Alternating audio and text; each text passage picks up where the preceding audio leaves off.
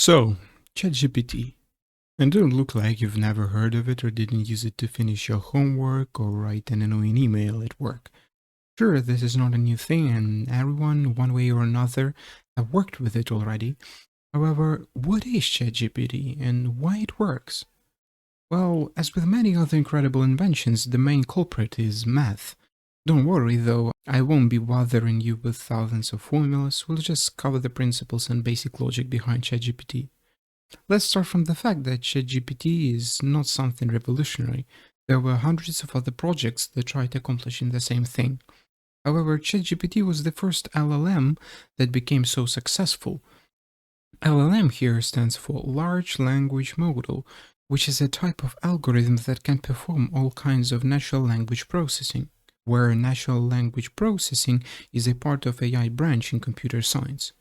And as you can guess from its name, it's concerned with giving computers the ability to understand text and spoken words in much the same way humans do. Are you still here? Good. Let's address the elephant in the room. How ChatGPT operates. In its essence, ChatGPT takes some input and tries to finish it with something meaningful, for humans at least, using enormous amounts of data, be it scientific papers, books, or simply web pages, and filtering them out to find the best result. Okay, let's say that you are asking ChatGPT a question, like what is a star? Now imagine it running through a tornado of billions of pages of some human written text. When it encounters something related to our prompt, it scans the next word that comes after. When it encounters something related to our prompt, it scans the next word that comes after it, and then calculates how many times it appears. And after a while, you receive your answer. Now you'll ask me, and that's it? Well, kind of. Before reaching the conclusion on what word to use next, ChatGPT uses a so-called neural network that filters and finds patterns in phrases depending on your input. And it takes a lot of time and resources to teach this neural network to find answers that make sense. Not to mention that creating one takes a lot of time, since they can technically have an infinite amount of hidden layers that do the aforementioned filtering. So it's up to you to make it as precise as possible. But beyond all of this complex math and a lot of the optimization stuff that allows you to not wait an hour for each request, yeah, that's it. ChatGPT simply asks over and over again what can next word, phrase, or sentence be and simply maps the most probable answer to your prompt. Now, before you go and try making next ChatGPT thinking that it's too easy, you must realize that for such a model to appear, you need to have access to gigantic amounts of data.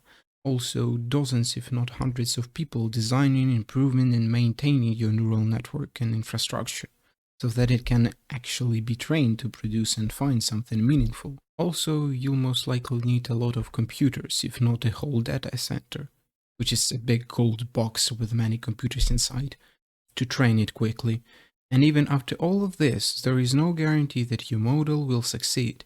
So take all of this into account if you want to create your own AI waifu.